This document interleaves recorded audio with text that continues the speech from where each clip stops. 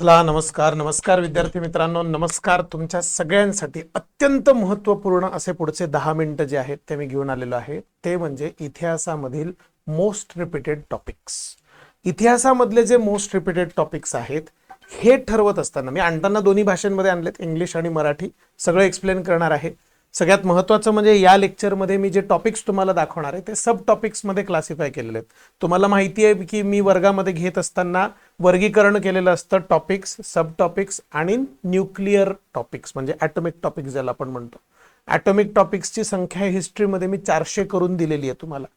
त्या प्रत्येक पॉइंटला जरी तुम्ही टिक करून टाकलं की हे मला येते हे मला येते तरी सुद्धा अख्खा इतिहास जमतो, आहे की नाही. पण प्रत्येकच वेळी एवढे 400 ॲटॉमिक टॉपिक्स जमणार नाहीत ना, आहे की नाही. उद्याच्या मॅरेथॉनमध्ये मी सगळे महत्त्वाचे टॉपिक्स घेणार आहे, पण त्या मॅरेथॉनमध्ये किती विचार करून आपण हे सगळे टॉपिक्स काढलेले आहेत ह्याचा थोडासा भाग बघूया. पटकन हे टॉपिक्स वगैरे जे आहेत ते आपण सॉर्ट करूयात आणि एकदा बघून घेऊयात की या सगळ्या टॉपिक्समध्ये महत्त्वाचे टॉपिक्स काय आहेत. मॉडर्न इंडियाचे जर तुम्ही कोणतेही पुस्तकं घेतले तर त्याच्यातला पहिला चॅप्टर असतो मुघल साम्राज्याचा ऱ्हास आणि त्याच्यामध्ये असलेले लेटर मुघल्स वगैरे. या टॉपिकला फक्त पहिल्यांदा वाचलं असेल तेवढा भाव द्या, त्याच्यापेक्षा जास्त भाव देऊ नका. ह्याच्यामध्ये सब टॉपिक्स काय आहेत हे तुम्हाला दिसत असेल 1.1 वगैरे असं करून, आणि त्याच्यामध्ये ॲटॉमिक टॉपिक्स पण दिसत असतील. तेवढ्या डिटेलमध्ये जाण्याची आवश्यकता नाही, पण हा जो भाग आहे हा कमी महत्वाचा आहे, नॉट इम्पॉर्टंट. जे महत्वाचे असतील त्यांना मी अशी स्टारची खूण करून देईन तुम्हाला, ठीक आहे. आलं लक्षात. ओके. प्रादेशिक राज्यांचा उदय हे मुघलांच्याच काळातला भाग आहे. परत once again this is not at all very very important. आलं लक्षात. ओके. परकीय आक्रमण जे आहेत मुघलांच्या शेवटच्या काळामध्ये झालेला तेही इम्पॉर्टंट नाहीये. युरोपियनांचं भारतात आगमन 5 स्टार पैकी या टॉपिकला आपण नेहमी 2 स्टार देत आलेलो आहोत. आलं लक्षात. ओके. ह्याच्यामध्ये पोर्तुगीज आहेत, डच आहेत, फ्रेंच आहेत, ब्रिटिश ईस्ट इंडिया कंपनी पण आहे. आलं लक्षात. ओके. ह्याच्यापैकी फ्रेंचांचा अभ्यास करावा आणि ब्रिटिश ईस्ट इंडिया कंपनीचा अभ्यास करावा, कारण नंतर ह्या दोघांच्या मध्येच सगळ्यात जास्त वॉर जे आहेत ते होतात. ह्याच्यापेक्षा जास्त अभ्यास तिथे करू नये. भारतात ब्रिटिशांचा जो विस्तार आहे हा मात्र इम्पॉर्टंट टॉपिक आहे. दिस इज 3 स्टार टॉपिक. ह्याच्यामध्ये कर्नाटक युद्ध इज व्हेरी व्हेरी इम्पॉर्टंट. बंगालचा विजय जो आहे तो पण महत्वाचा आहे.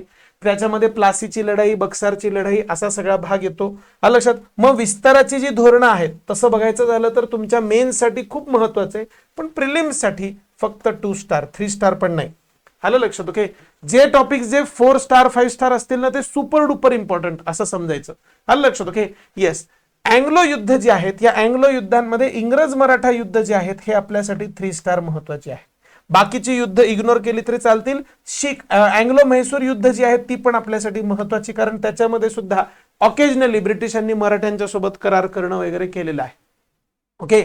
नाव ब्रिटिश राजवटीचा आर्थिक परिणाम, दिस इज 4 स्टार टॉपिक. आलं लक्षात. जमीन महसूल प्रणाली, मग त्याच्यामध्ये परमनंट सेटलमेंट, रयतवारी, महालवारी अशा सगळ्या गोष्टी.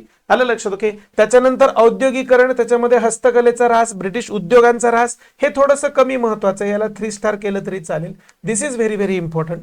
आलं लक्षात. ओके. खनिज संपत्तीचा खनिज म्हणतो संपत्तीचा निचरा इग्नोर करा, काही आवश्यकता नाहीये. फक्त दादाभाई नौरोजींचं पुस्तक जे आहे तेवढं जरी माहिती असेल तर त्याच्यापेक्षा जास्त आवश्यकता नाही.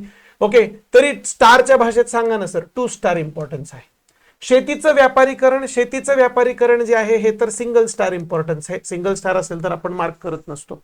आलं लक्षात. ओके. राष्ट्रवाद्यांनी केलेली आर्थिक टीका, ह्याच्यामधले जे कोट्स आहेत हे कोट्स खूप महत्वाचे.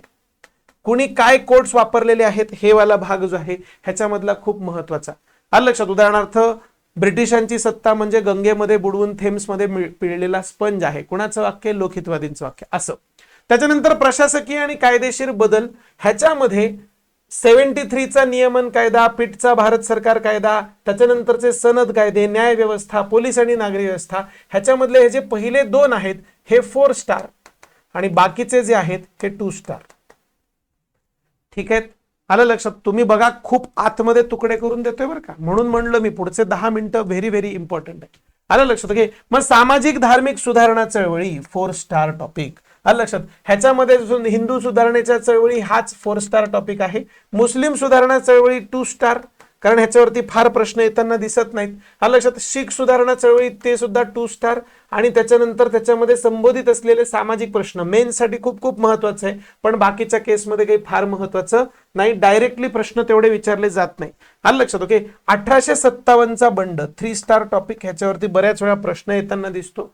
आलं लक्षात. ह्याची कारण, तात्कालिक कारण, बंडाचा प्रसार जो आहे तो मात्र 4 स्टार. ऍक्च्युअली जे बंड झालं, त्याच्यातल्या लढाया झाल्या, त्याच्यातले जे नेते होते ते सगळं जे आहे, बाकी बंडाचं स्वरूप, अपयशाची कारण, परिणाम, हा भाग तुमच्यासाठी प्रिलिमसाठी महत्वाचा नाही.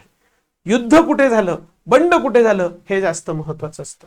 आलं लक्षात. मग येतो राष्ट्रवादाचा विकास, त्याच्यामधले जबाबदार घटक वगैरे. हे जबाबदार घटक इग्नोर करा, हे मेन्सच्या कामाचं आहे.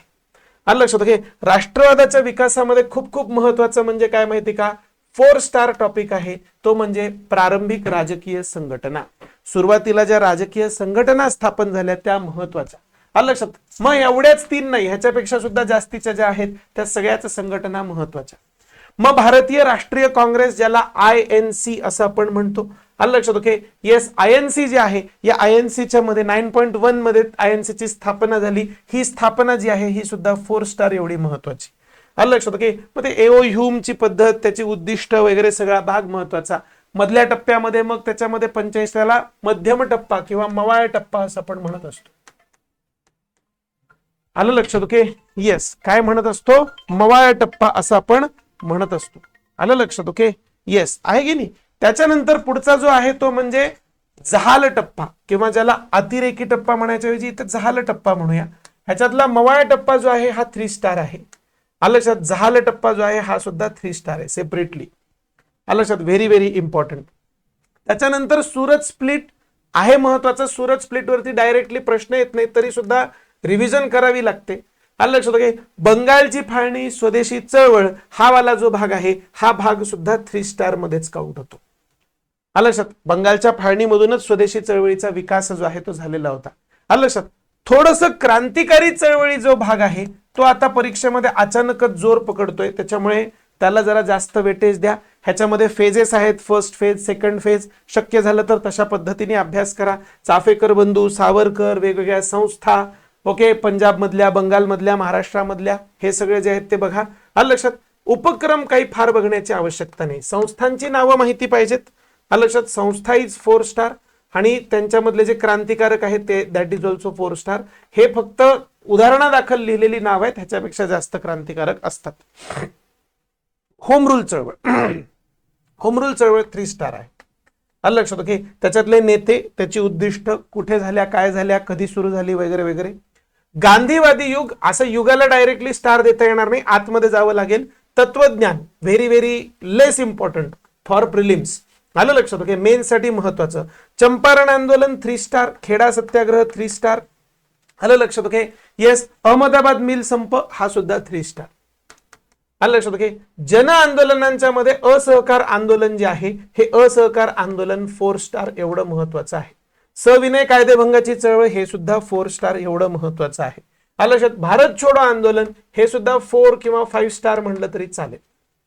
आलं लक्षात. ओके. मग ब्रिटिशांच्या काळामध्ये बरेच कायदे निर्माण झाले, त्या कायद्यांच्या मध्ये सुद्धा बरेच कायदे आहेत. मोर्लेमेंटो सुधारणा कायदा 4 स्टार आहे, ह्याच्यावरती प्रश्न येतात. मॉन्टेग्यू चेम्सफोर्ड आणि भारत सरकार कायदा हे दोन्ही पण 4 स्टार आहेत, ह्या सगळ्यांच्यावरती प्रश्न येतात. ठीक आहे. काही अन्य राजकीय घडामोडी, मग मुस्लिम लीगची स्थापना, लखनौचा करार, खिलाफत चळवळ, जातीय राजकारण, ह्याला सेपरेटली आपल्याला ठरवावं लागतं. हे सगळेच्या सगळे जे आहेत हे 4 स्टार किंवा 5 स्टार कॅटेगरी मधले आहेत. सगळ्यांचा अभ्यास नीट शहाण्यासारखा करावा लागेल. आलं लक्षात. ओके. Yes sir. त्याच्यानंतर शेतकऱ्यांच्या चळवळी 5 स्टार. आलं लक्षात. आदिवासींच्या चळवळी 5 स्टार. अयो बापरे. ओके. कामगारांच्या चळवळी हे तर 5 स्टारच्या पेक्षा सुद्धा महत्वाचं, 5 स्टार प्लस. ओके. आपल्या ह्याच्यामध्ये एमपीएससी मध्ये कामगार चळवळीवरती खूप प्रश्न येतात. आलं लक्षात. ओके. महिलांची भूमिका अजून तर तेवढे प्रश्न डायरेक्टली येत नाहीयेत. आलं लक्षात. ओके. पण असं वाटतं येत्या काळामध्ये येतील, कारण रिसेंटली महिला खूप करंट अफेअर्स मध्ये जास्त आहेत. आलं लक्षात. ओके. महिलांशी संबंधित विधेयकं भरपूर आहेत, त्याच्यामुळे परीक्षेला येईल असं वाटतं. प्रसार माध्यम आणि साहित्यांची भूमिका म्हणली तर हा सुद्धा 5 स्टार. ह्याच्यामध्ये स्पेसिफिकली वृत्तपत्र आणि त्या वृत्तपत्रांशी संबंधित असलेले कायदे, त्यांच्यामध्ये असणारे लेखन करणारे लोक कोणी स्थापन केले वगैरे वगैरे सगळं आलं लक्षात घे. मग स्वातंत्र्याच्या दिशेने Cripps mission, cabinet mission, Mountbatten mission हे सगळे 3 स्टार. ह्याच्यामधला फक्त क्रिप्स मिशन आणि कॅबिनेट मिशन जे आहे ह्याला 4 स्टार म्हणलं तरी हरकत नाही. माउंट बॅटन मिशन जो आहे त्याच्यावरती डायरेक्टली प्रश्न विचारताच येत नाही, फार काही त्याच्यामध्ये हे नाहीये मिशन म्हणायची योजना. मग फाळणी आणि स्वातंत्र्य किंवा फाळणीची कारणं जर सांगायची झाली तर हे कारणं वगैरे जी आहेत ही अगदी 2 स्टार वगैरे टाकता येतील, फार डायरेक्टली त्याच्यामध्ये येणार नाही. आलं लक्षात. ओके. सो ओव्हरऑल असा सगळा भाग जो आहे हा भाग तुम्हाला मला समजून सांगायचा होता की कुठले टॉपिक महत्वाचे आहेत, कुठले टॉपिक कमी महत्वाचे आहेत हे तुम्हाला बघता आलं पाहिजे. परीक्षेमध्ये तुम्हाला तशा पद्धतीने अभ्यास करता आला पाहिजे. उद्या सकाळी 10 वाजता आपण मॅरेथॉन सुरू करतोय. आलं लक्षात. ओके. आणि ही मॅरेथॉन जी आहे या मॅरेथॉन मध्ये आपण हे सगळे 400च्या 400 टॉपिक कव्हर करण्याचा प्रयत्न करणार आहोत. 8 तास सलग मॅरेथॉन असणार आहे. आवर्जून उपस्थित राहा आणि सगळ्यांनी जास्तीत जास्त अभ्यास करा. तोपर्यंत मी थांबतोय. जय हिंद, जय भारत.